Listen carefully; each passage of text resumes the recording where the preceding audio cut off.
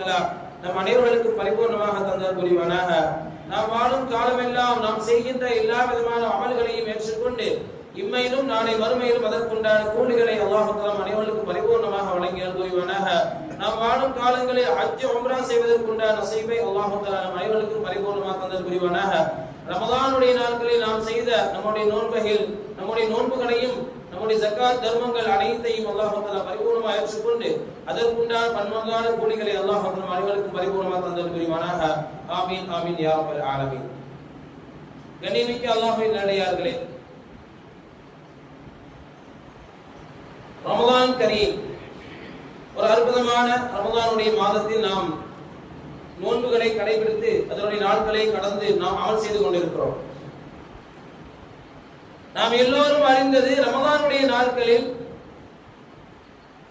நாம் எல்லா விதமான அமல்களையும் முழுமையாக செய்து விடுவோம். எந்த ஒரு நேரம் தவறாமல் சரியான நேரத்தில் எல்லா விதமான அமல்களையும் சரியாக நிறைவேற்றி விடுவோம் என்ற எண்ணத்தில் இன்றைக்கு நடைமுறையில் அமல் செய்து கொண்டிருக்கிறோம். அல்ஹம்துலில்லாஹ்.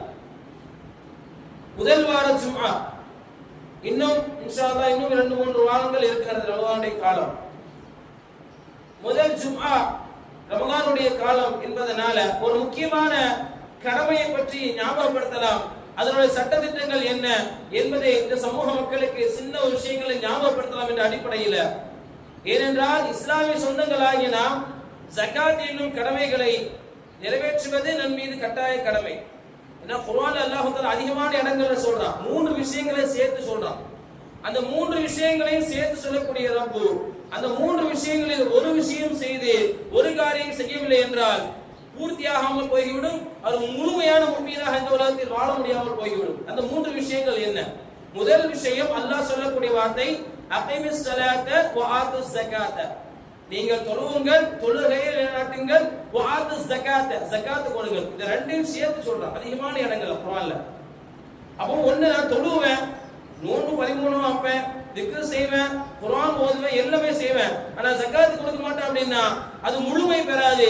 முஃமின் என்ற அடிப்படையில் ஒரு முஃமினாக முழுமை பெற மாற்றோம். நாம் செய்கின்ற அமல்களும் முழுமை பெறாது, அதற்குண்டான கூலிகளும் முழுமையாக கிடைக்காது. அதனால அல்லாஹ் சேர்த்து சொல்றான் அகீமிஸ் ஸலாத்த வ ஆத்துஸ் ஸகாத்த. நீங்க தொழுகையை நிலைநாட்டுங்கள், வ ஆத்துஸ் ஸகாத்த, ஸகாத்தையும் கொடுங்க. இரண்டாவது அத்தீஉல்லாஹ வ அத்தீஉர் ரசூல.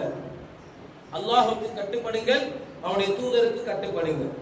அப்ப அல்லாஹ்வை மட்டும் நான் ஏத்துக்குவேன், நபியை இறுதி தூதராக ஏத்துக்க மாட்டேன், நபிக்கு கட்டுப்பட மாட்டேன், நபியுடைய வாழ்க்கையை வாழ மாட்டேன் அப்படின்னா இந்த உலகில் அவர் உண்மையான முழுமையான முஃமினாக ஆக முடியாது. இரண்டாவது அல்லாஹ் சொல்லக்கூடிய வார்த்தை அல்லாஹ்வுக்கும் அவனுடைய தூதருக்கும் கட்டுப்பட்டு நம்முடைய வாழ்க்கையை அமைத்துக் கொள்வது என்பது இரண்டும் சேர்ந்து விதமான அமல் தான். மூன்றாவது அரிஷ்குர்லி வலி வாலிதை. அல்லாஹ்வுக்கு நன்றி செலுத்துங்க, உங்களுடைய பெற்றோருக்கு நன்றி செலுத்துங்க. அதிகமான இடத்துல பாருங்க அல்லாஹ் என்ன வணங்குங்க அப்படின்னு சொல்லுவான். எந்த வஸ்துவை கொண்டு வஅபுதுல்லாஹ வலா துஷ்ரிகு பிஹி ஷைஅன் வபில் வாலிதைனி இஹ்சானா. வஅபுதுல்லாஹ, அல்லாஹ்வை நீங்கள் வணங்குங்கள், வலா துஷ்ரிகு பிஹி ஷைஆ, எந்த வஸ்துவை கொண்டும் எந்த பொருளை கொண்டும் அவனுக்கு இணை வைக்காதீர்கள். அடுத்ததாக இறைவன் சொல்லக்கூடிய வார்த்தை வபில் வாலிதைனி இஹ்சானா, உங்களுடைய பெற்றோர்களுக்கு உபகாரம் செய்யுங்கள். அல்லாஹ் தன்னை சொல்லிட்டு தன்னுடைய சிறப்பை சொல்லிட்டு தன்னுடைய வணக்கத்தை சொல்லிட்டு அல்லாஹ் தஆலா அடுத்ததாக சொல்லக்கூடிய வார்த்தை குர்ஆனில் அதிகமான இடங்கள்ல வரக்கூடிய இரண்டும் சேர்ந்து வரக்கூடிய ஒரு அமல் நம்முடைய பெற்றோர்களுக்கு நன்றி செலுத்துவது, நம்முடைய பெற்றோர்களுக்கு உபகாரம் செய்வது, நம்முடைய பெற்றோர்களுக்கு உதவி செய்வது என்பது இஸ்லாத்தினுடைய மார்க்கத்தில் கடமை, சட்டம். அது அதனால அல்லாஹ்வுக்கு மட்டும் நன்றி செலுத்துவேன், என்னுடைய பெற்றோர்களுக்கு நன்றி செலுத்த மாட்டேன் அப்படின்னா இந்த உலகில் உண்மையான முஃமினாக அவர் வாழ முடியாது. இதுதான் அல்லாஹ் சொல்றான். அந்த அடிப்படையில் தான் இன்றைக்கு நான் இந்த சமூக மக்களுக்கு பேச எடுத்துக்கொண்ட தலைப்பு ஜகாத் என்னும் கடமை. அதனுடைய அளவுகள் என்ன, யாரெல்லாம் ஜகாத் கொடுக்கணும், எந்த பொருளில் ஜகாத் கொடுக்கணும், அதனுடைய அளவு என்ன, நிலுவைகள் என்ன அப்படிங்கிற செய்தியை சொல்லி நான் நிறைவு செய்வேன். அதுக்கு முன்பாக முக்கியமான ஒரு செய்தியை சொல்லணும். இன்னைக்கு நம்ம சர்வசாதாரணம் நினைக்கிறோம். ஷைத்தான் வந்து மனசுல உள்ளத்துல போட்டுருவான். என்ன போட தெரியுமா? காசு உன் பாக்கெட்ல இருக்குது, உங்க ஆசை வெளியே விடாத, வெளியே விட்டா என்ன ஆகும், காலியாயிரும்பா அப்படின்னு சொல்லுவான் ஷைத்தான். உள்ளத்தில் ஒரு எண்ணத்தை போடுவான் ஷைத்தான். அது ஷைத்தானுடைய தூண்டுதல். கொடுக்காத, யாருக்கும் கொடுக்காத, ஏன்னா நம்ம கொடுத்த நன்மை பெற்றுவோம், அல்லாஹ்வுடைய அன்பை பெற்றுவோம். ஜகாத்தை கொண்டு வந்தது யார் முதல்ல? அதை நம்ம சிந்திக்கணும். நபி கொண்டு வந்தாங்களா? நபிமார்கள் கொண்டு வந்தாங்களா? நபிமார்கள் ஜகாத் கொடுத்தாங்க. அல்லாஹ் அதிகமான நபிமார்கள் ஜகாத்தை கடமையாக்கினோம், தொழுகையும் சொன்னோம், ஜகாத்தையும் சொன்னோம் அப்படின்னு சொல்றான். ஈசா நபி பத்தி அல்லாஹ் சொல்லும்போது வஜஅல்னி முபாரக்கன் ஐனமா குன்து வஅஸானி பிஸ்ஸலாத்தி வஸ்ஸகாத்தி மா தும்து ஹய்யா. அல்லாஹ் என்ன சங்கியாக்கி இருக்கான், என்ன அற்புதமான பாரக்கான ஒரு மனிதனாக என்னை ஆக்கி இருக்கிறான், என்னை தொழுவ சொன்னா, என்னை ஜகாத் கொடுக்க சொல்லி இருக்கான் அப்படின்னு ஈசா அலைஹிஸ்ஸலாம் சொல்லக்கூடிய வார்த்தை சூரத்துல் மரியம்ல வருது. இப்ராஹிம் அலைஹிஸ்ஸலாமுடைய சந்ததிகள் இஸ்மாயில், இஸ்ஹாக் அவர்களும் ஜகாத் கொடுத்தார்கள், தொழுதார்கள். குர்ஆன்ல நிறைய வசனங்கள். எல்லா நபிமார்களும், உலகத்தில் அனுப்பப்பட்ட எல்லா நபிமார்களும் ஜகாத் என்னும் கடமையை நிறைவேற்றி இருக்கிறார்கள், தொழுகை என்னும் கடமையை நிறைவேற்றி இருக்கிறார்கள். குர்ஆனில் ஏராளமான வசனங்களை எடுத்துக்காட்டா சொல்லலாம். அந்த ஜகாத் என்னும் கடமையை, அதனுடைய அளவுகோலை, கொடுக்கக்கூடிய அளவை யார் கொண்டு வந்தது? இந்த உலகத்தில் யாரும் கொண்டு வரவில்லை, ரப்பு தான் கொண்டு வந்தார் சட்டத்தை. ஜகாத் என்னும் சட்டத்தை ரப்பு தான் கொண்டு வந்தான், அதனுடைய அளவையும் ரப்பு தான் சொல்லி இருக்கிறார் குர்ஆன்ல. உலகத்தில் யாருமே கொண்டு வரல. எல்லா மதங்களும் சொல்கிறது தான தர்மங்கள் செய்யுங்க, உங்க வாழ்க்கை நல்லா இருக்கும். எல்லா மதங்களும் சொல்லுது, எல்லா மார்க்கமும் சொல்லுது இல்லையா? எல்லா மார்க்கமும் எல்லா மதமும் சொல்லுது நீங்க தர்மம் செய்யுங்க, உங்களுடைய நல்ல வாழ்க்கை வாழ்வீங்க அப்படி எல்லா மதங்களும் சொல்கிறது. அதிலிருந்து மாறுபடுகிறது இஸ்லாமிய மார்க்கம். நீங்க தர்மம் செய்வது, ஜகாத் கொடுப்பது உங்களுடைய வாழ்க்கையில் கட்டாய கடமை, முக்கியமான அமலும் கூட. அதுவும் ரமலானுடைய காலங்களில் நாம் ஜகாத் என்னும் கடமையை முழுமையாக நிறைவேற்று கொடுக்கக்கூடிய எண்ணத்தை உண்டாக்கிடணும். முதல்ல கொடுக்கக்கூடிய எண்ணம் வந்துச்சுன்னு வச்சுங்களேன், நீங்க அடுத்த வருஷம் பாருங்களேன், இன்னைக்கு 1 லட்சம் ரூபாய் உங்களுக்கு இந்த வருஷம் வருமானம் வந்திருக்கு அப்படின்னா, நீங்க கொடுத்து ஜகாத் என்னும் கடமையை முழுமையா நிறைவேற்றி பாருங்க. அந்த பொருள் என்பது காலியாகாது. அடுத்த வருஷம் நோம்புல என்ன ஆகும்னா, அல்லாஹ் அதுல பரக்கத்து கொடுத்திருப்பான், அபிவிருத்தியை கொடுத்திருப்பான், ரஹ்மத்தை கொடுத்திருப்பான், மிகப்பெரிய அல்லாஹ்வுடைய பொருத்தத்தை கொடுத்திருப்பான். அடுத்த வருஷம் உங்களுக்கு 2 லட்சம் அல்லாஹ் பரக்கத் செய்வான். அது மாதிரி வாய்ப்பு வந்து ரமலானுடைய நாட்கள் நாம் பயன்படுத்திக்கணும். அப்ப அந்த சட்டத்தை கொண்டு வந்தது இறைவன், முழுமையா நேரடியா இறைவன் சட்டத்தை கொண்டு வந்தார். ஜகாத் என்னும் சட்டத்தை யாரு கொடுக்கணும், அதனுடைய அளவு என்ன, எந்த பொருள்ல ஜகாத் கொடுக்கணும் அப்படிங்கிற செய்தி அல்லாஹ்வே கொண்டு வந்தார் குர்ஆன்ல. அப்ப கொடுக்காம இருந்தா எவ்வளவு பெரிய ஒரு நஷ்டவாளி ஆயிடும் பாருங்க. அதுக்கு ஒரு உதாரணம், கொடுத்தா எப்படிப்பட்ட ஒரு பாக்கியமான ஊராக மாறும் என்பதற்கு ஒரு உதாரணம் சொல்லி அடுத்த சட்டத்திட்டங்களுக்கு வரேன். குர்ஆன்ல அந்த அற்புதமான வரலாறு, கேள்விப்பட்ட வரலாறு தான், அதிகமாக கேள்விப்பட்ட வரலாறு இல்லை, பழசுலாம் அதாவது புதியதுலாம் கிடையாது, கேள்விப்பட்ட வரலாறு தான் சொல்லக்கூடிய வரலாறு. மூசா காரூன். மூசா அலைஹிஸ்ஸலாம் கோவக்காரங்க, எல்லாரும் அறிந்தது. மலக்கல் மௌத் வந்து நிக்கிறாங்க. மலக்கல் மௌத் மூசா நபிட்ட வந்து நிக்கிறாங்க. மூசாவே என்ன செய்ய போறேன் அப்படியா அப்படி சபையில ஒரு அறை விட்டாங்க. மலக்கல் மௌத் ஸ்டோப்ல ஒரு அறை விட்டாங்க. மலக்கல் மௌத்துக்கு செவனே, அதாவது கண்ணெல்லாம் செவந்து விட்டது, வரலாற்று வருது. அப்படிப்பட்ட ஒரு கோவக்காரங்க நடந்து போயிட்டு இருக்காங்க. மூசா அலைஹிஸ்ஸலாம் இருவர்கள் சண்டை போட்டு இருக்கிறாங்க. மூசா அலைஹிஸ்ஸலாம் கோவம் வந்து அதுல ஒரு சண்டை போட்ட ஒருத்தன் தள்ளி விட்டாங்க. அவன் கீழே விழுந்து வஃபாத் ஆயிட்டான், மூத்தாயிட்டான். அது அல்லாஹ் குர்ஆன் மூலமா இருக்கும், மூசாவே இவ்வளவு கோவம் உங்களுக்கு ஆகாது, இவ்வளவு கோவப்படாதீங்க. அப்படிப்பட்ட மூசா ஜகாத்தை வசூலிப்பதற்காக காரூன்ட்ட போறாங்க. ஏன்னா செல்வ செழிப்புகள் அதிகமா வச்சிருந்தான். அதுக்காக வரலாறு கேள்விப்பட்டிருப்போம். அவனுடைய கசானாக்கள் கிட்டத்தட்ட பல ஒட்டகங்கள் சாவியை சுமந்துட்டு போவோம் அப்படிங்கிற வரலாறு அதிகமாக கேள்விப்பட்டிருப்போம். உலகத்திலே யாருக்கும் கொடுக்கப்படாத செல்வங்கள், தங்க காசுகள், பெரிய மாளிகை வீடா கட்டி வச்சிருந்தான். அவன்கிட்ட போய் ஜகாத் வசூலிப்பதற்காக மூசா அலைஹிஸ்ஸலாம் போறாங்க. ஜகாத் கொடுப்பா, மார்க்க ஜகாத் கொடுக்க சொல்லுது, தர்மத்தை கொடுக்க சொல்லுது. ஏழை எளிய மக்கள் அதிகமா இருக்கிறாங்க, நீ ஜகாத் கொடுக்க பழகு. ஒன்றே ஏராளமான காசு பணம் இருக்குது, தங்க காசு இருக்குது, நீ கொடுத்து பழகுப்பா அப்படின்னு சொல்லி மூசா அலைஹிஸ்ஸலாம் கேட்கும்போது அதெல்லாம் செய்ய முடியாது. இதெல்லாம் எப்படி வந்துச்சு நினைக்கிறீங்க? உங்க ரப்பு கொடுத்ததா? இல்ல. ஊத்தியினல் இல்மு, என்னுடைய அறிவால், எனக்கு கொடுக்கப்பட்ட அறிவால் நான் சிந்தித்து செயல்பட்டேன், என்னுடைய வியாபாரத்தால், என்னுடைய அறிவு திறனால். இதை இவ்வளவு பொருளாதாரத்தை நான் கொண்டு வந்திருக்கிறேன், நீ வந்து ஜகாத்தை கொடு, சதக்காவை கொடுன்னு கேட்கறீங்க, போங்க அதெல்லாம் தர முடியாது அனுப்பிட்டாங்க. நம்ம இதே பொறுமையா வந்துட்டாங்க. வந்த பிறகு எப்படியாவது மூசா நபியை கேவலப்படுத்தணும் அப்படின்னு நினைக்கிறான் காரூன். சபையில மக்களுக்கு மத்தியில அல்லாஹ்வுடைய தூதர், அவரை மக்களுக்கு மத்தியில் கேவலப்படுத்த வேண்டும் என்று காரூன் நினைக்கிறான். அப்போ ஒரு கூட்டம் நடக்குது. மூசா அலைஹிஸ்ஸலாம் தன் சமூக மக்களை கூப்பிட்டு ஒரு மசூரா செய்யறாங்க. அந்த நேரத்துல மூசா நபியை கேவலப்படுத்தணும் அப்படின்னு எண்ணிக்கொண்டு காரூன் ஒரு கையில இருக்கக்கூடிய ஒரு குழந்தை பெண் அவனை கூப்பிட்டு வந்து, மூசாவே நீங்க தப்பு செஞ்சிட்டீங்க. காரணம் சொல்ற மூசாவை பார்த்து, நீங்க தப்பு செஞ்சிட்டீங்க. இந்த பெண்ணை, இந்த கையில் குழந்தை வைத்திருக்கக்கூடிய இந்த பெண்ணை நீங்கள் கற்பழித்து விட்டீர்கள். மூசாவை பார்த்து காரணம் சொல்றான். என்ன அவனுடைய எண்ணம் அவனை கேவலப்படுத்தணும், அவரை கேவலப்படுத்தணும் அப்படின்னு நினைச்சிட்டான். யாரு? காரூன். அப்படின்னு சொன்னோன்னா மூசா அலைஹிஸ்ஸலாம் ஏற்கனவே கோபக்காரர். செய்யாத ஒரு காரியத்தை சொல்லும் போது அவங்களுக்கு கோபம் எப்படியாவது தெரியுமா? மூசா நபி இப்படியா சொல்ற? அவன் சாட்சியோடு வந்து நிக்கிறான். பைசா காசு எல்லாம் கொடுத்து, திருகங்கள்லாம் கொடுத்து, தங்க காசுகள் எல்லாம் கொடுத்து சாட்சியோடு வந்து நிக்கிறான். எல்லாரும் சாட்சி சொல்றாங்க. 2 பேரும் சாட்சி சொல்றாங்க. ஆமா மூசா செய்தார், நாங்கள் பார்த்தோம் அப்படின்னு. அப்படியா செய்யற? மூசா அலைஹிஸ்ஸலாம் என்ன சொன்னாங்க தெரியுமா? ஒரே சஜ்தால விழுந்துட்டாங்க. யா அல்லாஹ், இதற்கு ஒன்றும் நான் செய்ய முடியாது யா அல்லாஹ், இதற்கு நான் பதில் சொல்ல முடியாது யா அல்லாஹ். இந்த மக்கள் சபையில் என்னை அவன் கேவலப்படுத்த நினைக்கிறான் யா அல்லாஹ். இதற்குண்டான தீர்ப்பை, இதற்குண்டான பதிலை, இதற்குண்டான விஷயத்தை நீதான் முடித்து வைக்க வேண்டும் யா அல்லாஹ் அப்படி சஜ்தால வந்துட்டாங்க. இந்த வரலாறு குர்ஆன்ல வரும். அல்லாஹ் சொல்றான், மூசாவே போதும், இருங்க, சஜ்தால இருந்தீங்க போதும். இல்ல யா அல்லாஹ் போதாது. மறுபடியும் அல்லாஹ் சொல்றான், இருந்தீங்க, சஜ்தால இருந்தீங்க. 3வது தடவையாக அல்லாஹ் தஆலா மூசா அலைஹிஸ்ஸலாம் அவர்களுக்கு ஒரு அற்புத நிகழ்ச்சியை அறிவிப்பு செய்கிறான். மூசாவே, நீங்கள் இவ்வளவு கெஞ்சி சஜ்தாவில் இருந்து என்னிடம் துஆ செய்வதனால், என்னிடம் கேட்டதனால் உங்களுக்கு நான் ஒரு அற்புதத்தை நிகழ்த்த இருக்கிறேன். என்னுடைய உதவியால் நீங்கள் உங்களுடைய இந்த பூமி என்பது உங்களுக்கு கட்டுப்படும். நீங்க இந்த பூமி நீங்க என்ன சொன்னாலும் கேட்கும். அல்லாஹ் உத்தரவிடுகிறான். யாருக்கு? மூசா நபிக்கு உத்தரவிடுகிறான். அல்லாஹ்வுடைய உதவியால் அப்பொழுது சஜ்தாவில் இருந்து எந்திக்கிறாங்க மூசா அலைஹிஸ்ஸலாம். கட்டளையிடுறாங்க, பூமியே ஜகாத் கொடுக்காத இந்த உலகத்தில் பெருமை எடுத்துக் கொண்டிருக்கிற இந்த காரூனை அப்படியே விழுங்கிக்கொள். மூசா அலைஹிஸ்ஸலாம் அவர்கள் சொன்ன மறுகணம், இது குர்ஆன்ல வரக்கூடிய வரலாறு நான் சொல்றேன், கட்டுக்கதைகள்லாம் கிடையாது. கட்டுக்கதை குர்ஆன் வரக்கூடிய வரலாறு நான் சொல்றேன். ஜகாத்தை கொடுக்க மறந்துட்டான். தன்னிடம் இருந்த செல்வத்தில் இருந்து, பொருளாதாரத்தில் இருந்து, தங்க காசுகள் இருந்து அதிகமான ஏராளமான லட்சக்கணக்கில் கோடிக்கணக்கில் வச்சிருந்தான். இன்றைக்கு காலத்தில் நிகழ்காலத்தை சொல்ல போறாந்தா லட்சம் கோடிகள் வச்சிருந்தான் அந்த காலத்துல. பூமியே காரூனை விழுங்கிக்கொண்டு சொன்ன பூமி 2ஆக பிளக்கிறது.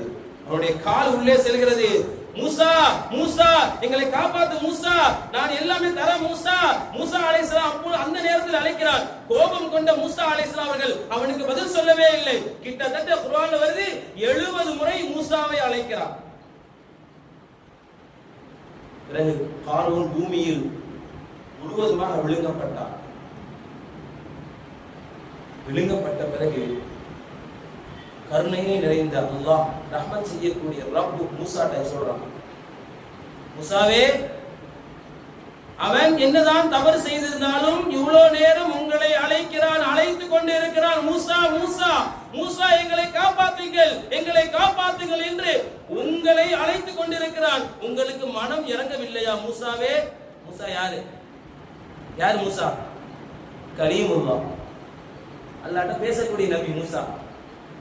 உங்களுக்கு மனம் இறங்கவில்லையா? இவ்வளவு கூப்பிடுறான் அவங்கள. உங்களை 70 முறை அழைத்த காரூன்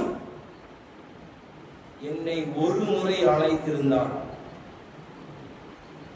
என்னை ஒரு முறை அழைத்திருந்தால் அவனுக்கு நான் பதில் சொல்லியிருப்பேன், அவனை காப்பாற்றி இருப்பேன், அவனுக்கு நேர்வழி கொடுத்திருப்பேன், நேர்வழி காட்டி கொடுத்திருப்பேன்.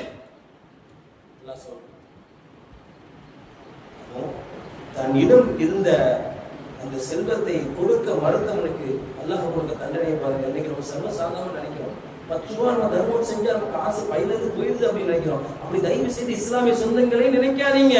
10 ரூபா நீங்க தர்மம் செய்தாலும் அது உங்களுக்கு பரக்கத், உங்களுக்கு செல்வத்தை விரக்தி பரக்கத்தாக தரும், உங்களுடைய வீட்டில் பரக்கத்தை தரும், உங்களுடைய வியாபாரத்தில் பரக்கத்தை பெற்று தரும், உங்களுடைய ஆயுளில் பரக்கத்தை பெற்று தரும். அஸ்ஸதகத்து ரத்துல் கலா வ ரத்துல் பலா. நபி சொல்றாங்க, சதகா கொடுத்தீங்கன்னா கவலைப்படாதீங்க, பாக்கெட்ல இருந்து 10 ரூபா போகுதுன்னு நினைக்காதீங்க. அஸ்ஸதகத்து ரத்துல் கலா வ ரத்துல் பலா. உங்களுக்கு ஏற்படக்கூடிய கஷ்டங்கள், துன்பங்கள், துயரங்கள், சோதனைகள் எல்லா விஷயங்களை விட்டு உங்களை பாதுகாக்கிறது சதகா. உங்களுடைய கலா கதரை மாற்றுகிறது சதகா. உங்களுடைய ஆயுளை மாற்றுகிறது சதகா. அதாவது 60 வயசுல நம்முடைய வாழ்க்கை இந்த உலகத்துல, 70 வயசுல இந்த வாழ்க்கை நமக்கு இந்த உலகத்துல அல்லாஹ் நமக்கு தீர்மானித்து விட்டால், நமக்கு கதா கதரை எழுதி விட்டால் என்றால், நாம் கொடுக்கக்கூடிய அன்றாடம் கொடுக்கக்கூடிய தான தர்மங்கள் என்பது நம்முடைய ஆயுளை மாற்றி அமைக்கும். அதனால இஸ்லாமிய சொந்தங்களே, இந்த மாதிரி ஜகாத்து கடமை என்னும் ஜகாத் கடமை உள்ளவர்கள் ஜகாத்தை முழுவதுமாக நிறைவேற்றிவிட வேண்டும். இந்த நல்ல எண்ணத்தில் தான் போதிக்கப்படுகிறது. அதனால அந்த விஷயங்களை சர்வசாதாரணமா இருந்தீங்க. புனியல் இஸ்லாம் அலா ஹம்சின், இஸ்லாம் என்பது 5 தூண்களை கொண்டது. தொழுகை இருக்கணும், நோன்பு இருக்கணும், ஜகாத் இருக்கணும், ஹஜ்ஜி இருக்கணும், கலிமாவும் சொல்லணும். அதுல முக்கியமாக ஜகாத், இதுவும் அல்லாஹ்வால் ஏற்படுத்தப்பட்ட முஃமின்களுக்கு ஒரு கடமை, ஃபர்த். ஜகாத் கொடுத்த அந்த சஹாபாக்களுடைய நிலைமை எப்படி மாறுச்சு? உமர் ரலியல்லாஹு அன்ஹு ஆட்சி காலம், முஆத் ரலியல்லாஹு அன்ஹு அவங்க யமன் நாட்டுக்கு அனுப்பி வைக்கிறாங்க. எங்க? அதிபதியாக.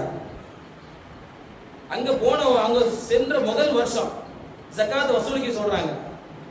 வசூலிச்சு என்ன செய்யறாங்க? முஆத் ரலியல்லாஹு அன்ஹு பாதி ஜகாத் பணத்தை இங்க அதிபருக்கு அனுப்புறாங்க. யாரு? பிரதமருக்கு அனுப்புறாங்க. ஏன் அனுப்புறீங்க? அங்க மக்கள் இல்ல, ஜகாத் வாங்குவதற்கு மக்கள் குறைவதா இருக்கிறாங்க. 3 வருடங்கள், அப்புறம் பாதி, அப்புறம் காவாசி. 3வது ஆண்டு என்ன ஆச்சு அப்படின்னா, அங்கே வசூலிக்கப்பட்ட அனைத்து ஜகாத் பொருட்களையும் உமர் ரலியல்லாஹு தஆலா அவங்க அனுப்பி வச்சிட்டாங்க. அப்ப கடிதம் எழுதுறாங்க, உமரே ஏன் எல்லாத்தையும் கொடுத்துட்டீங்க? அதாவது உமர் ரலியல்லாஹு தஆலா உங்களுக்கு முஆத் ரலியல்லாஹு கடிதம் எழுதுறாங்க. முஆதே, என்ன எல்லாத்தையும் எங்க அனுப்பி வச்சிட்டீங்களே, அங்க ஜகாத் வாங்குவதற்கு ஆள்லாம் இல்லையா? இல்லை அமீருல் முஃமினீன் அவர்களே, இங்க ஒரு நபர் கூட ஜகாத் வாங்குவதற்கு உண்டான தகுதி இல்லாமல் இருக்கிறார்கள். அனைவர்களும் ஜகாத் கொடுப்பதற்கு உண்டான தகுதியோடு இருக்கிறார்கள். அதனால தான் நான் வசூல் பண்ண எல்லாத்தையும் உங்களுக்கு அனுப்பி வச்சிட்டேன் அப்படின்னு சொல்றாங்க. அப்படின்னா ஒரு ஜகாத் ஒரு தெருவை மாற்றும், ஒரு ஊரை மாற்றும், செல்வந்தர்களை. அதனால நம்ம ஊர் செழிப்பாகணும் அப்படின்னா செல்வந்தர்களுடைய உள்ளத்துல ஒரு அற்புதமான எண்ணங்கள் வரணும். நம்ம பக்கத்து வீட்டுல முதல்ல ஊரை பார்க்கணும். ஊர்ல எத்தனையோ ஏழை வழி மக்கள் இருப்பாங்க. அவங்களை நம்ம கை தூக்கி நம்முடைய பொருளாதாரத்தின் மூலமா ஒருபடி மேல ஆக்குவோம். வருங்காலத்துல நம்ம ஊர் என்பது அனைவர்களும், வீட்டில் வாழக்கூடிய, இந்த ஊரில் வாழக்கூடிய அனைத்து குடும்பங்களும் ஜகாத் கொடுக்கும் அளவுக்கு உண்டான பாக்கியத்தை தர வேண்டும். ஆமீன் ஆமீன்.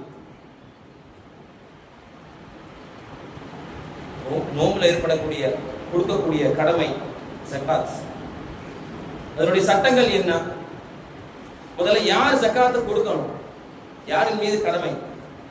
அவர் பாலிகா இருக்கணும், வயதுக்கு வந்தவராக இருக்க வேண்டும். உதாரணமா இப்பொழுது சொல்ல போறாந்தா 15 வயசுக்கு மேல இருக்கணும். அவர் வயதுக்கு வந்தவராக இருக்க வேண்டும், அவர் மீது ஜகாத் கடமை. புத்தி நல்ல ஷார்ப்பாக இருக்கணும், அவர் மீது கடமை. பொருளாதாரம் அதிகமா வச்சிருப்பாரு, ஜகாத் கொடுக்கும் அளவுக்கு பொருளாதாரத்தை வச்சிருப்பாரு, அவர் மீது ஜகாத் கடமை. ஏராளமான சட்டங்கள் இருக்கு. அப்ப ஜகாத்தினுடைய அளவு என்ன? ஜகாத்தினுடைய அளவு என்ன அப்படின்னா, குறைந்தபட்சம் இன்றைக்கு நிகழ்காலத்தில் 613 கிராம் வெள்ளி யார்கிட்ட இருக்கும்? அதனுடைய அளவு என்னங்க? கிட்டத்தட்ட கூட்டி கழிச்சு பாத்தீங்கன்னா இப்புள்ள நிலவரப்படி 613 கிராம் வெள்ளியினுடைய அளவு 70 இருந்து 75,000 ரூபாய் வருது. அதனுடைய ரேட் கிரயம் 70 இருந்து 75,000 ரூபாய். அப்போ 70 இருந்து 75,000 ரூபாய் எந்த முக்மீனான சகோதரர், ஆண்கள் பெண்கள் அவங்கள்ட்ட இருக்குமோ அவர்கள் ஜகாத் கொடுப்பதற்கு தகுதியானவர்கள். அவர்கள் மீது ஜகாத் கடமை. அந்த பொருள் எப்படி இருக்கணும் அப்படின்னா, இப்ப வெள்ளியாக இருக்குமானால் 1 வருடம் பூர்த்தியாக இருக்கணும்.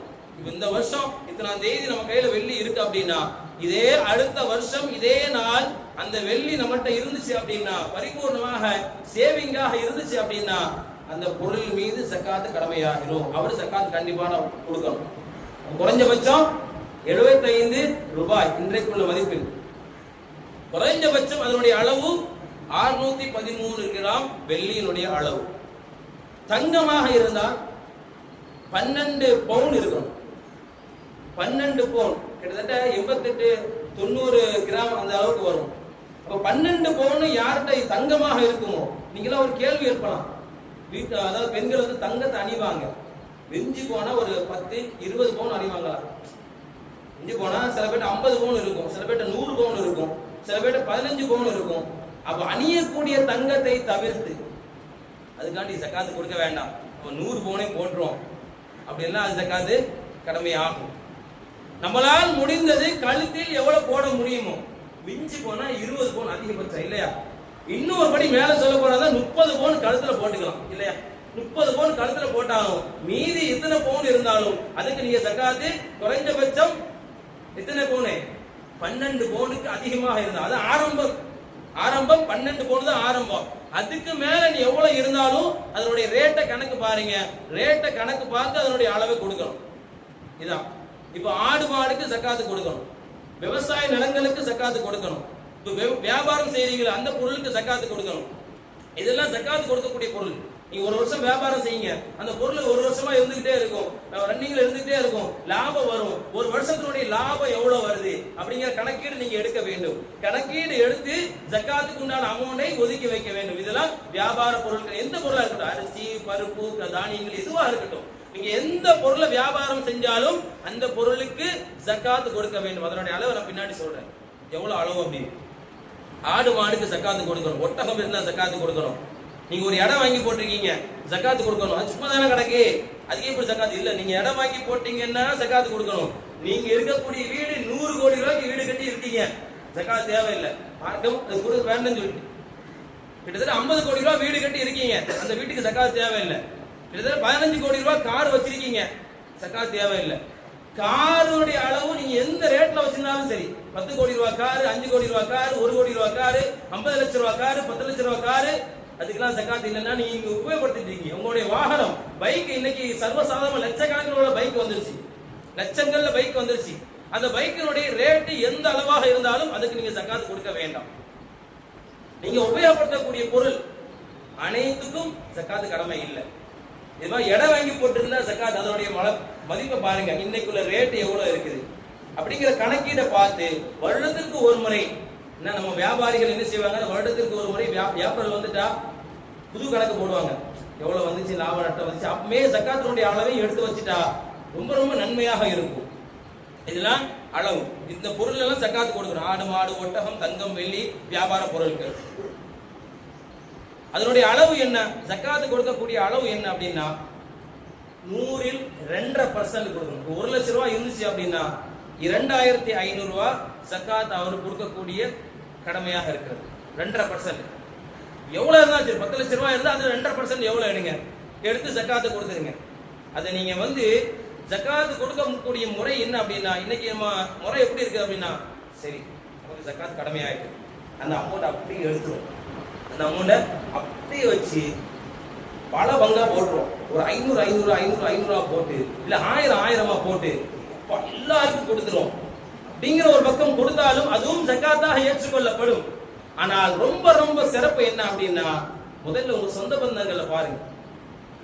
ரொம்ப ஏழை ஏழை மக்கள் கஷ்டத்துல இருப்பாங்க, உங்களுக்கே தெரியும், அப்ப அவர் கஷ்டப்படுறாருன்னு தெரியும், அன்றாட உழைப்புக்கு கஷ்டப்படுறான்னு தெரியும், அன்றாட உணவிற்கு கஷ்டப்படுகிறார் என்று தெரியும். அதனால நீங்க என்ன செய்றீங்க அப்படின்னா, அந்த ஜகாத்தினுடைய இந்த 2.5% உள்ள அமௌண்ட 2 குடும்பத்தார்களுக்கு அப்படி பிரிச்சு கொடுத்தாலும், அது ஒரு குடும்பமாக இருந்தா அந்த ஒரு குடும்பத்துக்கு நீங்க பிரிச்சு கொடுக்கும் போது எப்படிப்பட்ட ஒரு ஆனந்தம் வரும் தெரியும் அந்த குடும்பத்தார்களுக்கு.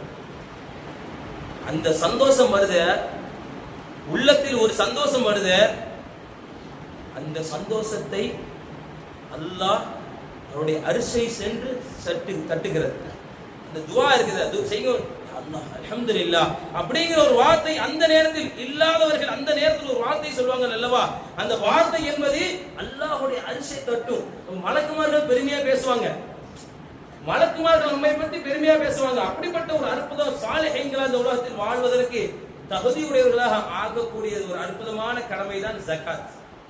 இப்போ 100ல அதனுடைய அளவு கணக்கிட்டு 2.5% நீங்க ஜகாத் கொடுக்கணும். அப்ப யாருக்கெல்லாம் கொடுக்கணும் அப்படி அல்லாஹ் குர்ஆன்ல சொல்வான், இன்னம ஸதகாத்து லில் ஃபுகராய் வல் மசாகீன் வல் ஆமிலீன அலைஹா வல் முஅல்லஃபத்தி குலூபுஹும் வ ஃபிர் ரிகாபி வல் காரிமீன வ ஃபீ ஸபீலில்லாஹி வ பினிஸ் ஸபீல்.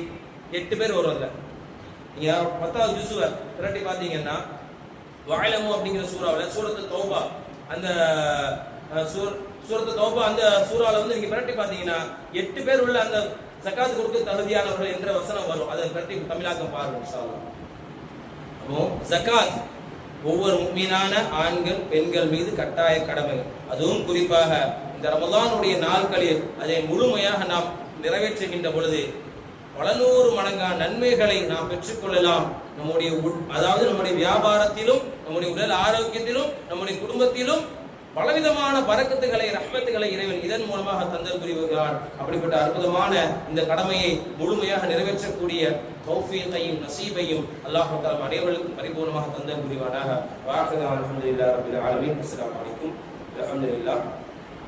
மேலப்பாளையம் பெண்கள் மதரசா ஹலீமத்து சாதியா என்ற அரபி பெண்கள் மதரசா இயங்கிக் கொண்டிருக்கிறது. கிட்டத்தட்ட 300 மாணவிகள் இப்பொழுது ஓதிக்கொண்டிருக்கிறார்கள். அதனுடைய செலவீனங்களுக்காக கிட்டத்தட்ட இந்த ஆண்டு கூட பல மாணவிகள் பட்டம் பெற்றார்கள். பல ஆலிமாக்கள் உருவாகி பட்டம் பெற்று வெளியே சென்று பல ஆலிமாக்களை உருவாக்கக்கூடிய ஒரு அற்புதமான மதரசா ஹலீமத்து சாதியா மேலப்பாளையத்தில் இயங்கிக் கொண்டிருக்கிறது. அதனால் இந்த மதரசாவுக்கு செலவீனங்கள் அதிகமாக இருப்பதனால நம்முடைய ஜமாத்தை நாடி வந்திருக்கிறார்கள். தாராளமாக உங்களுடைய சக்காத்தையும் சதகாவையும் உதவி செய்யுங்கள். அல்லாஹ் தஆலா உங்கள் அனைத்து விதமான எண்ணங்களிலும் பரக்கத் செய்வானாக. வாஹிரு அல்ஹம்துலில்லாஹி ரப்பில் ஆலமீன். அஸ்ஸலாமு அலைக்கும் வரஹ்மத்துல்லாஹி.